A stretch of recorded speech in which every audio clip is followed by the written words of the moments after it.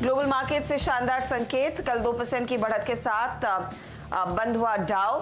मार्च के बाद S&P 500 पहली बार 3000 के पार निकला। एशियाई बाजारों में दबाव का सिलसिला जारी, निकेई ऊपर तो हांगकांग के बाजार 180 पॉइंट फिसले।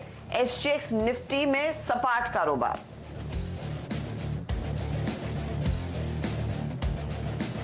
कोटक महिंद्रा बैंक का QIP हुआ लॉन्च, फ्लो प्राइस 1147 रुपए 75 पैसे तय। फ्लो प्राइस पर 5% का डिस्काउंट भी दे सकता है बैंक। CNBC आवाज की खबर पर फिर लगी मोहर।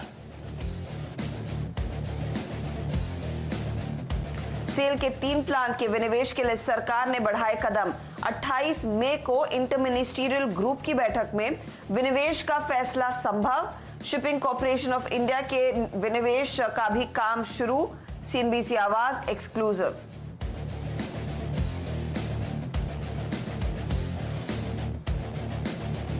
और आज आएंगे सन फार्मा के तिमाही नतीजे। मुनाफे में 53% तो मार्जिन में करीब 6% उछाल की उम्मीद।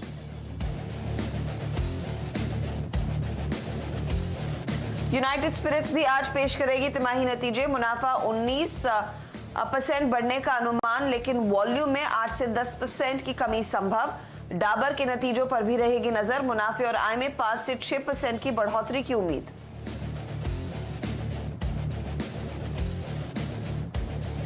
और देश में कोरोना के मामले 1,50,000 के पार। 24 घंटों में आए करीब 6,500 नए मामले। मुंबई का सबसे बुरा हाल, करीब 33,000 केसेस।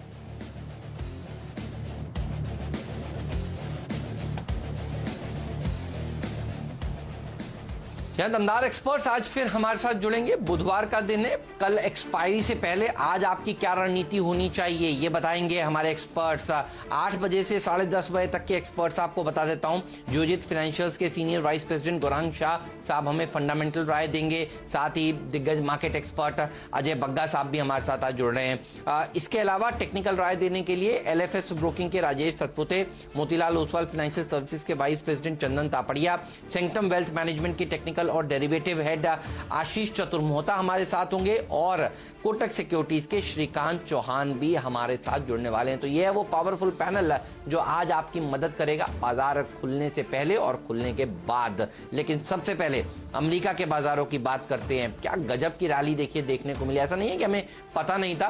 कल डाउ फ्यूचर्स करीब 500 पॉइंट ऊपर ट्रेड कर रहे थे और देखिए लगभग उतनी ही रैली वहां पर देखने को मिली है। नीरज बताइए क्या कुछ हुआ अमेरिका में, US में और एशियाई बाजारों में। आज थोड़ा सा नर्वस कारोबार हो रहा है, इसके पीछे क्या वजह है? देखिए कल अमेरिकी बाजारों में बड़ा शानदार एक रैली बनी। 2 महीने बाद न्यूयॉर्क स्टॉक एक्सचेंज की ट्रेडिंग फ्लोर खुला तो उसका भी एक उत्साह था और एक बढ़िया रैली दोनों ही एक्सचेंजेस में देखने को मिली। और S&P तो 11 हफ्तों की ऊंचाई पर ट्रेड करता हुआ दिखा आपको। डाउ जोन्स में बढ़िया तेज़ी मिली। मूल कारण इसके ये थे कि इकनॉमीज़ ओपन हो रही हैं। यूरोप में भी बहुत अच्छे जगहों पे पैकेजेस की बात हो रही है। फ्रांस अपनी ऑटोमोबाइल कंपनी के लिए पैकेज दे रही है। तो ये जो पॉजिटिव खबरें थी इसकी वजह से एक बढ़िया तेज़ी वहाँ पर बनी। लेकिन आखिरी घंटे के आसपास खबर ये आई कि चीन के ऊपर कुछ सैंक्शन लगा सकता है अमेरिका। और ट्रंप एडमिनिस्ट्रेशन ने ये बाकायदा बात कही कि बिजनेसेस पे, एंटिटीज़ पे, ऑफिशियल्स पे बैन लगा सकते हैं, क्योंकि हांगकांग के लिए जो नए रूल्स बन के आए हैं उससे उसकी इंडिपेंडेंस खत्म हो रही है और एक फाइनेंशियल हब का जो स्टेटस एशिया में उसको मिलता है वो बड़ा हैम्पर होगा। तो इसकी वजह से थोड़ा सा तनाव हो गया। अदरवाइज़ आपको S&P और ज़्यादा ऊपर बनता हुआ दिखता है। आखिरी 1 घंटे में उसने बहुत लूज़ किया अपनी बढ़त को। तो ये जो दिक्कत अमेरिका की तरफ से की गई उसका असर आपको देखने को मिला। अदरवाइज़ ये रैली और बड़ी होती। अब इधर क्या हुआ कि चीन में जो हांगकांग के लिए नए रूल बनाए उसको लेकर के नाराज़गी लगातार बढ़ रही है और दोनों देशों के बीच में एक तनाव की स्थिति बन गई है और तरह तरह की बातें हो रही कि किस तरीके के सैंक्शंस लग सकते हैं। तो वो एक कह सकते हैं आपकी डैम्पनर था, मार्केट के लिए थोड़ा नेगेटिव था। तो आज ये हमको तय करना पड़ेगा कि मैं वेस्ट की तरफ देखूं कि चाइना की तरफ देखूं, क्या देखूं, ये सवाल हो के आसपास तय होगा। एक और अच्छी खबर है जिसको ध्यान में रखना चाहिए। जो वैक्सीन बनाने को लेकर के अमेरिका की तो बहुत सारी चीज़ें हम लोग बताते रहते हैं रोज़ कि कम से कम 1 दर्जन कंपनियों पे काम चल रहा है। चीन की 5 कंपनियां जो स्टेट फंडिंग के थ्रू काम कर रही हैं, वहाँ पे भी वैक्सीन का बहुत तेज़ी से काम बन रहा है। और अब इस बात की होड़ लग रही है कि कौन पहले वैक्सीन बनाएगा, क्योंकि वैक्सीन एक डिप्लोमेटिक टूल के तौर पे चाइना यूज़ करना चाहता है कि उसके ऊपर जो इतने आरोप लगे हैं, जो इसके ऊपर इतनी प्रतिबंदिशें लगाई जा रही हैं, उससे निजात पाने के उसके लिए एक बड़ा रामबाण सा इलाज है कि अगर वो वैक्सीन ले आता है और पूरी दुनिया में उसको अवेलेबल करा देता है तो उसके लिए ऊपर बहुत सारे आरोप, इल्ज़ाम, दाग उसके धुल जाएंगे। इसलिए वो बहुत तेज़ी से काम कर रहा है और नेवर नो कि चाइना से ही वो निकल के आ जाए कि वो वैक्सीन बन चुकी, क्योंकि समस्या भी वहीं से खड़ी हुई थी। तो ये एक बहुत पॉजिटिव डेवलपमेंट लेटर आवर्स में हुआ है, ये इस पर भी ध्यान रखना चाहिए। नीरज, चाइना बनाए, अमेरिका बनाए, फ्रांस बनाए, कोई तो बनाए ताकि जिस तरह की स्थिति में पूरी दुनिया भर अब फंस गई है कोविड के चलते, बहुत बड़ी राहत होगी अगर जल्द से जल्द वो वैक्सीन आता है।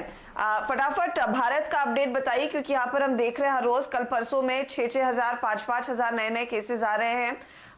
कोई नई डेवलपमेंट रेडार पर? कल भी नंबर जैसा आप बता रही हैं ऐसे ही बढ़े और मुंबई में रोज़ 1,000 नंबर बढ़ जाते हैं। कल भी 1,000 बढ़े, अब 33,000 हो गए हैं। हम लोग जब सोमवार की रात में बात करें तो 30 था, वो हज़ार रोज़ बढ़ रहे हैं।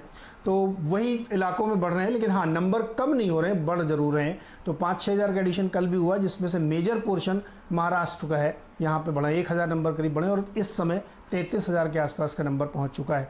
तो केसेस बढ़ रहे हैं। जैसे जैसे टेस्टिंग होगी, इकनॉमी ओपन अप होंगी तो केसेस बढ़ेंगे। नंबर्स तो बढ़ने ही है, इसमें कोई शक नहीं है। और भारत में नंबर इसलिए और ज़्यादा बढ़ रहे हैं क्योंकि आप बहुत ज़्यादा लोगों का आवागमन शुरू हो गया है। तो वो एक बड़ी दिक्कत आप कह सकते हैं। खास तौर पे मुंबई को लेकर के थोड़ी चिंता होनी चाहिए।